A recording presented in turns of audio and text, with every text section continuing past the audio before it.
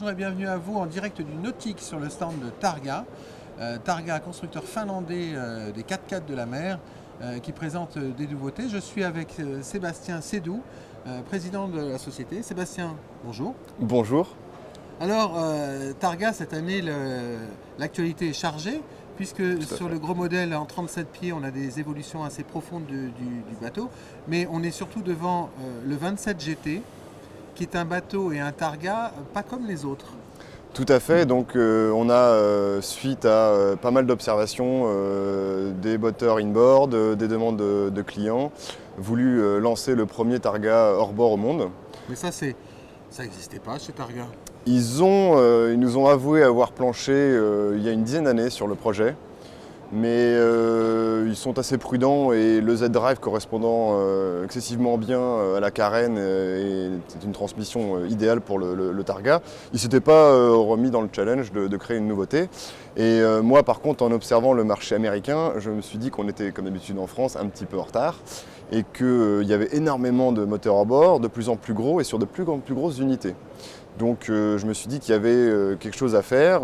C'est pas pour remplacer le Z-Drive et le diesel, c'est pour compléter la gamme. Ça fait un produit différent à l'usage, mais ça reste un Targa. Donc pour l'instant, c'est une véritable surprise et une surprise géniale, quoi.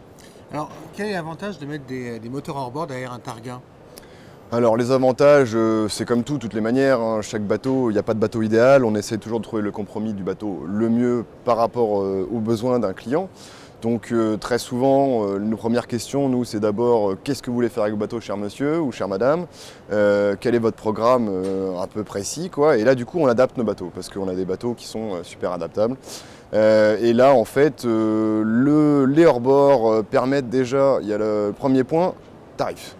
Premier point, tarif. Le 27 modèle sur lequel on a fait notre exercice de style est un bateau qu'on recommande souvent avec un mono D6 Volvo Penta et Z-Drive, donc de 330 à 370 chevaux en inboard. Donc c'est un très bon moteur, très coupleux, agréable, avec une bonne sonorité de 6 cylindres en ligne. Mais pour remettre deux moteurs dans un 27, il faut mettre des D3. Alors le D3, c'est le D3, c'est le bloc en aluminium 5 cylindres issu de la voiture, qui a été marinisé par Volvo, qui est super sympa, qui va super bien, très bonne sonorité, qui ne consomme pas beaucoup, mais pour les rentrer dans celui-là, tout de suite c'est très onéreux.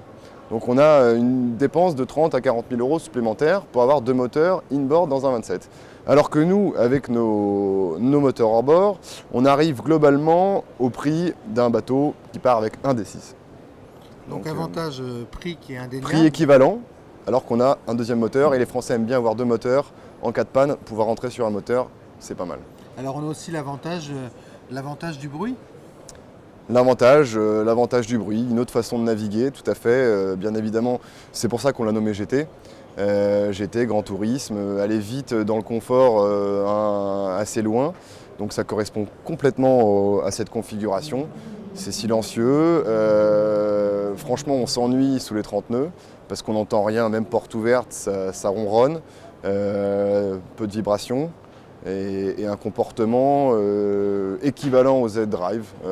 L'accroche en virage rapide est exactement la même. On va vite, très vite, dans un confort qui reste un confort de Targa. Donc un chouette petit bateau. Alors avec également un très grand coffre sous le cockpit arrière, puisque le moteur étant sur la plage arrière, ça libère un coffre immense. Tout à fait, oui, effectivement, un D6 c'est relativement volumineux. Donc là on récupère un coffre, une soute pourrait-on dire, de rangement qui va être très pratique pour les pêcheurs, pour les sports nautiques. Ranger des wakeboards là-dedans est très facile. Pour aussi augmenter les capacités carburant. J'ai des pêcheurs qui veulent aller loin et vite en Méditerranée très souvent, où ils ont un essence aussi un peu moins onéreux qu'en Europe. Et du coup, on partirait sur un bateau avec une capacité de 750-800 litres d'essence embarquée. Donc là, on peut vraiment partir longtemps et loin et à une grande vitesse. Alors quel est l'accueil réservé au bateau ? Il a été présenté, un premier proto était présenté à La Rochelle. Là, sur Paris, c'est le modèle définitif. Quel est l'accueil réservé par les clients et les distributeurs ? Alors, donc effectivement, on avait fini tout juste pour La Rochelle la première mouture, la première config, le premier setup, comme on dit dans le jargon. Et bon, le bateau était vraiment, déjà nous on était agréablement surpris, c'était vraiment une réussite, mais ça méritait quelques petits réglages, comme ça a été dit dans les différents reportages. Donc en arrivant, le bateau n'est pas resté plus d'une seconde sans qu'il y ait 3 gars dessus à tourner. Donc on a redémonté la plateforme qui était collée, boulonnée, 34 boulons de 12 mm de diamètre. Donc globalement, elle ne voulait pas venir. Mais on a réussi à y venir. Et donc on a rabaissé globalement de 5 cm. En fait, on avait respecté les données des 2 constructeurs. Armstrong, leader mondial de la braquette américain, et Suzuki, arboriste depuis quelques années aussi. Et en fait, ça donnait une config un peu lac en fait. Ça donnait une config très performante, mais sur un lac. Et nous, en Targa, c'est pas fait pour aller lac, c'est fait pour aller affronter les creux. Plutôt. Donc du coup, on a rabaissé de 5 cm et là, le bateau est devenu absolument fantastique. Donc on a des performances exceptionnelles. Dernier petit truc qu'on pourrait peaufiner, c'est l'hélice. Là, il faudrait se lancer, faudrait avec notre partenaire voir les setups qui viennent avec quelques jeux, mais déjà on fait le 0 à 30 nœuds en moins de 10 secondes. C'est pas mal. Donc ça, c'est pas mal. Et quand on est à 40 nœuds et qu'on remet les derniers gaz, on est reprojeté dans le siège. Donc on pourrait peut-être gagner un demi-nœud, mais le bateau va très très bien. Ah oui, il y a une chose qui est intéressante là qu'on peut voir sur le salon, c'est le bateau il est bitché. Oui, tout à fait, voilà, le bateau est bitché et les gens ne se rendent pas compte. Un bateau bitché. Damned, un bateau bitché. Donc effectivement, grâce à une bimotorisation, tous nos Targas sont bitchables, mais c'est beaucoup plus simple quand on a 2 moteurs, puisque effectivement quand on a un monomoteur, au fond du V, on a la transmission qui peut dépasser sur les petits. Donc avec l'arrivée d'une bimotorisation, là on voit que les moteurs sont un petit peu relevés et donc on peut aller forcément pour la Manche et pour l'Atlantique. Malheureusement en Méditerranée c'est plus compliqué, à moins d'attendre un tsunami, mais ce ne serait pas très bienvenu. Et du coup on peut donc bitcher le bateau d'une facilité déconcertante. On prépare ces 2 béquilles en arrivant dans la zone des 300 mètres, on les descend, on pose le bateau, on remonte les aides et on revient à la prochaine marée ou à celle d'après. Alors, également sur le salon, le 37, ouais. Qui est un des fleurons de la gamme, qui a des évolutions importantes cette année. Voilà, il y a eu... alors donc on a regardé tout à l'heure, c'était le numéro 70 84. Oui, 84, donc c'est le 84e 37. Le 37, en fait, il avait un rôle un peu particulier avant. En fait, c'était un gros 35. Donc c'était le moule du 35, avec donc une rallonge principalement sur le partie arrière de la cabine et pont arrière. Mais comme d'habitude, dans un besoin et dans un challenge permanent de s'adapter aux clients, on a apporté des énormes modifications. Donc il y a un nouveau plan de pont qui était dessiné.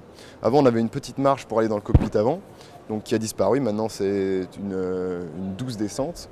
Donc c'est un petit peu moins casse-figure quand c'est mouillé. Et on a aussi réussi en fait à transformer le 37, qui était, comme je le disais avant, un gros 35, en un petit 42, 44. Donc on a réussi à augmenter la salle de bain, où là on a une vraie douche, une vraie partie douche dans la partie arrière, j'entends. On a réussi à rectangulariser le lit, donc là qui devient un lit avec des dimensions de maison, donc vraiment un lit digne. On a aussi réussi à ripper le module cuisine qui était dans la table à cartes derrière le siège pilote comme un 44. Et on a aussi un nouveau module moule pour la cabine avant confort, la CFC, Confort for Cabine comme ils disent en Finlande. Donc là on a vraiment une deuxième cabine propriétaire avec une salle de bain indépendante. Donc on a un bateau de croisière pour 2 couples de grand luxe, quoi. Avec aussi, on en parlait tout à l'heure aussi, pour les configs un peu plus sudistes, la possibilité de mettre un hardtop rigide au-dessus du... ça c'est nouveau aussi, on met un hardtop au-dessus du cockpit. Cockpit arrière, du coup on arrive à soit faire un parking annexe avec une petite grue en inox, soit à faire du bain de soleil supplémentaire. Enfin, une fois de plus, beaucoup d'options pour adapter le bateau à sa future destination. Configuration méditerranéenne. Méditerranéenne, on a aussi parlé tout à l'heure de la fameuse plateforme télescopique pour les baigneurs qui fait stabilisateur au mouillage. Bref, beaucoup de perspectives pour adapter ces bateaux qui sont du Grand Nord mais qui s'adaptent très bien en Algérie ou ailleurs. Sachant que beaucoup d'évolutions viennent de la France, puisque le 27 GT, c'était une idée à la base française. Alors, tout à fait, ouais, non, mais l'importation française est une importation assez longue. On a plus de 22 ans d'importation On doit avoir 250 bateaux vendus par la SNIP sur la France. Sachant qu'avec l'Angleterre, en fait, on est les deux pays Europe centrale qui arrivent à attirer le plus de bateaux. C'est pas énorme parce qu'il y a peu de production, c'est 120 bateaux pour le monde par an. Mais c'est vrai qu'avec notre chef de chantier Xavier et puis l'expérience des 22 ans, on a un vrai plaisir à développer et à se lancer des challenges. Donc on a réussi à faire naître le GT en moins d'un an, chose qu'on va pouvoir adapter sur le 23 et le 25. Donc ce sera vraiment d'autres produits complémentaires. Et puis effectivement les options, les hardtops, on arrive à créer des bains de soleil dans les cockpits avant aussi. On est en perpétuelle écoute des clients et le chantier est quand même ouvert à beaucoup de modifs aussi. Donc c'est vrai que c'est sympa de travailler avec ce petit chantier familial, quoi. Donc quand on associe la créativité française et puis l'ingénierie finlandaise, on obtient des miracles.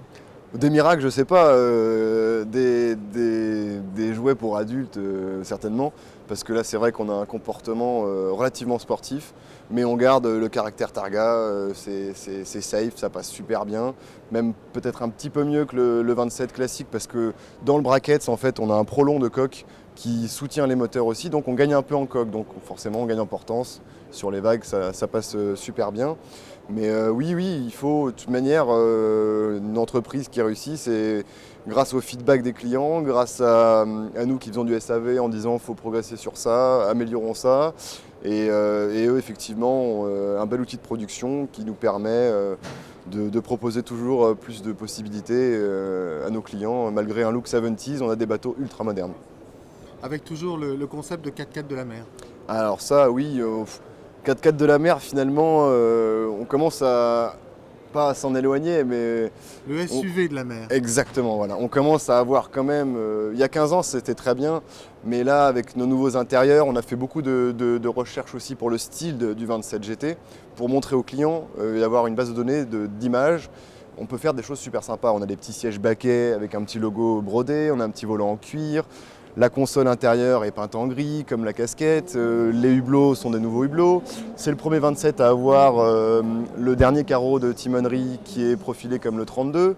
La rambarde est plongeante comme le 32. Donc voilà, c'est plein de choses qui font que le 4x4 des mers continue à évoluer dans l'air du temps, avec ce style indémodable finalement. Et on revient toujours dans les styles des années 70. Donc, on n'est pas inquiet, et puis c'est des bateaux atypiques qui plaisent, et surtout on est bien dedans à naviguer, et c'est assez classe et discret malgré tout, donc c'est sympa. Bon accueil sur le salon. Très bon accueil, pas mal de clients de la maison ultra surpris du nouveau petit bébé, qui d'ailleurs ils ont envie de l'essayer tous. Non, ça plaît. Alors, il y en a qui disent que ça ne correspond pas à leur programme, mais par contre, il y a des gens qui arrivent chez Targa grâce à cette possibilité d'une bimotorisation hors bord de surcroît. Donc, très bon accueil, super accueil à Paris de ce petit bébé, de ce dernier bébé, quoi. Donc, de bonnes nouvelles chez Targa. Toujours, il faut. Sébastien, merci. Ben, merci à toi de cette interview et ces petites news. Bon salon, bonne fin de salon. Merci beaucoup. Bonne vente, c'est de coutume sur le nautique. Ben oui, tout à fait. Et quant à nous, je vous propose de nous retrouver très bientôt en direct du Salon nautique de Paris, Port de Versailles.